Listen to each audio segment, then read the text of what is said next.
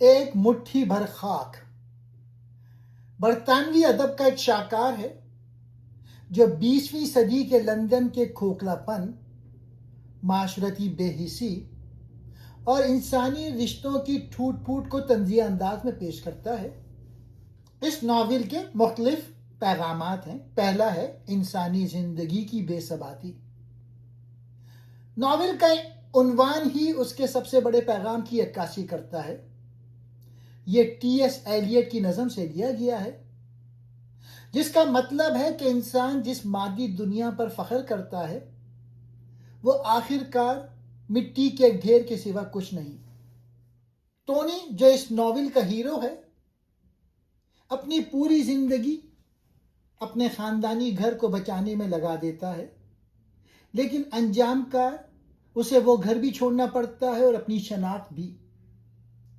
یہ ناول ہمیں یاد دلاتا ہے کہ مادی اشیاء اور انسانی غرور بہت جلد فنا ہونے والے ہیں۔ دوسرا موضوع، جدیدیت بمقابلہ روایات، ماڈرنٹی ورسز ٹریڈیشن۔ مصنف نے اس ناول کے ذریعے دکھایا ہے کہ کس طرح جدیدیت نے پرانی قدروں اور خاندانی نظام کو تباہ کر دیا ہے۔ ٹونی روایات کی علامت ہے جو وفاداری اور شرافت پر یقین رکھتا ہے، جبکہ اس کی بیوی جدیدیت کی علامت ہے جو صرف اپنی لذت اور مفاد دیکھتے ہیں۔ ناول کا پیغام یہ ہے کہ جب معاشرہ اپنی روایات، اپنی جڑوں سے کٹ کر صرف مادی ترقی کے پیچھے بھاگتا ہے تو وہ اندر سے کھوکھلا ہو جاتا ہے۔ روحانی اور اخلاقی بانجھپن۔ ناول کا ایک بڑا پیغام یہ ہے کہ 20ویں صدی کا انسان روحانی طور پہ مر چکا ہے۔ بیٹے کی موت پہ برینڈا کا یہ کہنا کہ شکر ہے، یہ سوچ کر کہ اس کا عاشق محفوظ ہے، انسانی بے حسی کی انتہا ہے۔ مصنف یہ بتانا چاہتا ہے کہ مذہب اور اخلاق کے بغیر انسان ایک ایسے جنگل میں بھٹک رہا ہے جہاں اسے صحیح اور غلط کی تمیز نہیں رہتی۔ لندن کی بلند و بالا عمارتیں ہوں یا برازیل کے جنگلات، ہر جگہ ایک اخلاقی صحرا موجود ہے۔ انصاف کی عدم موجودگی۔ عام طور پہ کہانیوں میں اچھائی کی جیت ہوتی ہے، لیکن اس ناول کا پیغام بہت تلخ اور حقیقت پسندانہ ہے۔ ٹونی ایک اچھا انسان ہونے کے باوجود انجام کار ایک وحشی کے پاس قید ہو جاتا ہے، جبکہ برینڈا کچھ مشکلات کے بعد دوبارہ کسی نہ کسی طرح اپنی زندگی ترتیب دے لیتی ہے۔ یہ اس بات کی طرف اشارہ ہے کہ دنیا ہمیشہ منصفانہ نہیں ہوتی اور اکثر نیک لوگ اپنی سادگی کی وجہ سے بے رحم دنیا کا شکار ہو جاتے ہیں۔ مادہ پرستی اور خود غرضی۔ ناول میں دکھایا گیا ہے کہ معاشرے کے لوگ دولت، شہرت اور عیش و آرام کے پیچھے بھاگ رہے ہیں۔ برینڈا اور اس کے دوستوں کی زندگی کا مقصد صرف تفریح، پارٹیاں اور معاشرتی مقام کو برقرار رکھنا ہے۔ یہ کردار اس بات کی علامت ہے کہ جدید انسان اپنی روحانی اور اخلاقی اقدار کو بھول کر صرف دنیاوی فائدے حاصل کرنا چاہتا ہے۔ مصنف یہ پیغام دیتے ہیں کہ جب انسان صرف مادہ پرستی کو مقصد بنا لیتا ہے تو اس کی زندگی بے معنی ہو جاتی ہے۔ محبت اور وفاداری کی حقیقت۔ ناول میں ٹونی ایک وفادار شوہر ہے جو اپنی بیوی سے سچی محبت کرتا ہے، لیکن اس کی بیوی برینڈا کی بے وفائی یہ ظاہر کرتی ہے کہ محبت ہمیشہ دو طرفہ نہیں ہوتی۔ مصنف یہ دکھانا چاہتے ہیں کہ محبت صرف جذبات کا نام نہیں بلکہ قربانی، وفاداری اور ذمہ داری کا تقاضا کرتی ہے۔ جب رشتوں میں ذمہ داری ختم ہو جاتی ہے تو محبت بھی ختم ہو جاتی ہے۔ ٹونی کا کردار اس بات کی مثال ہے کہ ایک اچھا انسان بھی کبھی کبھی معاشرے کی بے رحمی کا شکار ہو جاتا ہے۔ زندگی کی بے معنویت۔ ناول کا ایک اور اہم پیغام یہ ہے کہ اگر انسان اپنی زندگی کا کوئی واضح مقصد نہ رکھے تو اس کی زندگی بے معنی ہو جاتی ہے۔ برینڈا اور اس کے دوستوں کی زندگی بظاہر خوشحال ہے، لیکن وہ اندر سے خالی ہیں۔ وہ اپنی زندگی کو تفریح، اور وقتی خوشیوں سے بھرنے کی کوشش کرتے ہیں، لیکن انہیں حقیقی سکون حاصل نہیں ہوتا۔ مصنف یہ بتانا چاہتے ہیں کہ حقیقی خوشی صرف اخلاقی اصولوں، محبت اور خاندانی تعلقات میں موجود ہوتی ہے۔ مذہبی اور اخلاقی نقطۂ نظر۔ اگر اس ناول کو مذہبی یا اخلاقی نقطۂ نظر سے دیکھا جائے تو یہ واضح ہوتا ہے کہ جب انسان خدا، اخلاق اور ذمہ داری کے اصولوں کو چھوڑ دیتا ہے تو اس کی زندگی میں انتشار پیدا ہو جاتا ہے۔ ناول کا پیغام یہ بھی ہے کہ انسان کو اپنی خواہشات پر قابو رکھنا چاہیے اور رشتوں کی قدر کرنی چاہیے، ورنہ وہ نہ صرف دوسروں کو نقصان پہنچاتا ہے بلکہ اپنی زندگی کو بھی تباہ کر دیتا ہے۔ اب میں اس ناول کی کہانی سناتا ہوں۔ ایک مٹھی بھر خاک، یہ ایولین کا ایک مشہور ناول ہے جو 1934 میں شائع ہوا۔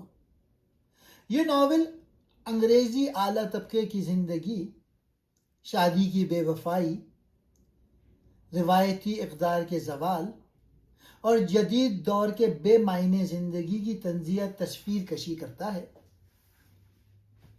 کہانی کا مرکزی کردار ٹونی ہے، جو ایک خوشحال لیکن سطحی انگریزی جاگیردار ہے۔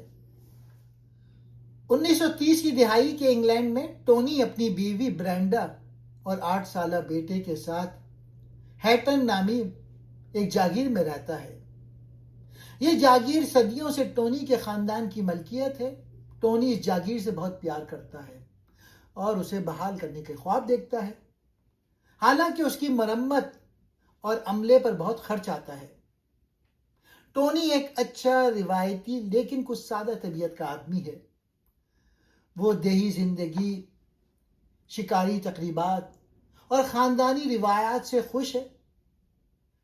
برینڈا کو یہ بلڈنگ بورنگ لگتی ہے۔ وہ لندن کی چمک دمک اور سماجی زندگی کی خواہش مند ہے۔ شادی کے 8 سال بعد اس کی بیوی برینڈا کو لگتا ہے کہ اس کی زندگی بے معنی ہو گئی ہے۔ ادھر لندن میں جان نامی ایک بے روزگار، بے وقت نوجوان رہتا ہے۔ وہ اپنی ماں کے ساتھ رہتا ہے جو فلیٹس کرائے پہ دیتی ہے۔ جان سماجی پارٹیوں میں مفت کھانے پینے کے لیے گھومتا پھرتا ہے۔ ایک دن ٹونی نے اتفاقاً ہیٹن کو اپنے آنے کی دعوت دی، جو سنجیدہ نہیں تھی، لیکن جان اسے سنجیدگی سے لیتا ہے اور آ جاتا ہے۔ برینڈا اور جان کا تعلق شروع ہوتا ہے۔ جان ان کی جاگیر میں پہنچ جاتا ہے۔ ٹونی اس سے بچنے کی کوشش کرتا ہے، لیکن برینڈا، جو کہ ٹونی کی بیوی ہے، جان کی طرف توجہ رکھتی ہے۔ حیران کن طور پہ برینڈا کو جان میں کشش محسوس ہوتی ہے، حالانکہ جان ایک بورنگ اور بے معنی آدمی ہے۔ وہ دونوں ایک دوسرے کے ساتھ تعلق شروع کر دیتے ہیں۔ برینڈا ہفتے میں لندن جانے لگتی ہے۔ وہ جان کی ماں سے ایک چھوٹا سا فلیٹ کرائے پہ لیتی ہے اور اپنے شوہر ٹونی سے پیسے مانگتی ہے۔ ٹونی کو شک تو ہوتا ہے، لیکن وہ اپنی بیوی برینڈا کی خوشی کے لیے سب کچھ مان لیتا ہے۔ وہ سمجھتا ہے کہ برینڈا لندن میں کچھ کورسز کر رہی ہے۔ جان اور برینڈا کا تعلق سب کو پتہ چل جاتا ہے، سوائے ٹونی کے۔ سماجی حلقوں پہ لوگ اس پہ ہنستے ہیں۔ برینڈا اپنے شوہر ٹونی کو بار بار اشارے دیتی ہے کہ وہ خوش نہیں، لیکن ٹونی کی سادگی کی وجہ سے وہ کچھ نہیں سمجھتا۔ المیہ، ٹونی اور برینڈا کے بیٹے کی موت۔ ایک دن برینڈا کا بیٹا گھوڑے پہ سواری کرتے ہوئے حادثے کا شکار ہو جاتا ہے اور مر جاتا ہے۔ یہ حادثہ اس وقت ہوتا ہے جب برینڈا لندن میں ہوتی ہے۔ جب ٹونی برینڈا کو فون کر کے بتاتا ہے کہ بیٹا مر گیا ہے، برینڈا پہلے سمجھتی ہے کہ جان مر گیا ہے۔ جب پتہ چلتا ہے کہ یہ ان کا بیٹا ہے تو وہ بے اختیار کہتی ہے خدا کا شکر ہے، یعنی جان زندہ ہے۔ یہ ناول کا سب سے حیرت انگیز اور طنزیہ حصہ ہے۔ بیٹے کی موت کے بعد برینڈا ٹونی سے طلاق مانگتی ہے تاکہ وہ جان سے شادی کر سکے۔ ٹونی صدمے میں ہے، لیکن برینڈا کی عزت اور سماجی حیثیت بچانے کے لیے وہ طلاق کے لیے تیار ہو جاتا ہے۔ وہ خود کو غلط ثابت کرنے کا فیصلہ کرتا ہے اور برینڈا کو سالانہ 500 پاؤنڈ دینے پر راضی ہوتا ہے۔ طلاق اور ٹونی کا زوال۔ طلاق کے عمل میں برینڈا ٹونی سے زیادہ پیسے اور جائیداد لینے کی کوشش کرتی ہے، حتیٰ کہ اس کی پراپرٹی بھی۔ ٹونی جو پہلے ہی صدمے میں ہے اب مکمل طور پہ ٹوٹ جاتا ہے۔ جان جب اسے پتہ چلتا ہے کہ برینڈا کو زیادہ پیسے نہیں مل سکتے تو وہ فوراً دلچسپی ختم کر دیتا ہے اور برینڈا کو چھوڑ دیتا ہے۔ ٹونی اپنی پرانی زندگی سے تنگ آ کر ایک اپنے دوست کے ساتھ ایمیزون جنگل برازیل میں چلا جاتا ہے۔ وہ سمجھتا ہے کہ اس جنگل میں جا کے وہ اپنی تکلیفوں سے بھاگ سکتا ہے۔ جنگل میں انجام اور ناول کا اختتام۔ برازیل میں مہم ناکام ہو جاتی ہے، مقامی گائیڈ بھاگ جاتے ہیں، ٹونی اکیلا جنگل میں بھٹکتا رہتا ہے۔ آخر کار وہ ایک انگریز نژاد شخص مسٹر ٹاڈ کے پاس پہنچتا ہے جو جنگل میں الگ تھلگ رہتا ہے۔ ٹاڈ پاگل پن کی حد تک ڈکنس کا شوقین ہے، لیکن وہ خود پڑھ نہیں سکتا۔ ٹاڈ ٹونی کو قید کر لیتا ہے اور اسے روزانہ ڈکنس کے ناول پڑھنے پہ مجبور کرتا ہے۔ ٹونی کوئی راستہ نہیں نکال پاتا، وہ ہمیشہ کے لیے وہاں پھنس جاتا ہے جہاں وہ بار بار ایک ہی کہانیاں پڑھتا رہتا ہے۔ دوسری طرف انگلینڈ میں جان نئی نسل کے ہاتھوں تبدیل ہو جاتا ہے۔ ناول کا آخری منظر ٹونی کے خاندانی گھر کا ہے جو اب ایک جدید بے روح جگہ بن چکا ہے۔ یہ ناول طنز اور تاریک مزاح سے بھرا ہے۔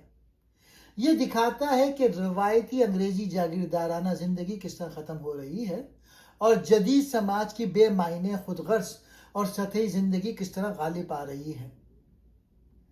ٹونی کی آخری حالت، جنگل میں ڈکنس پڑھنے کی مجبوری، ناول کا سب سے مشہور اور افسوسناک اختتام ہے جو انسانی زندگی کی بے بسی اور بیکاری کو ظاہر کرتا ہے۔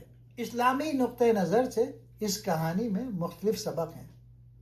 اگر انسان اللہ کو بھول جائے تو وہ خواہ کتنا ہی امیر ہو اندر سے خالی رہے گا۔ اگر رشتوں میں وفاداری نہ ہو تو خاندان ٹوٹ جائیں گے۔ اگر انسان غرور کرے گا تو اسے عاجزی سکھا دی جائے گی۔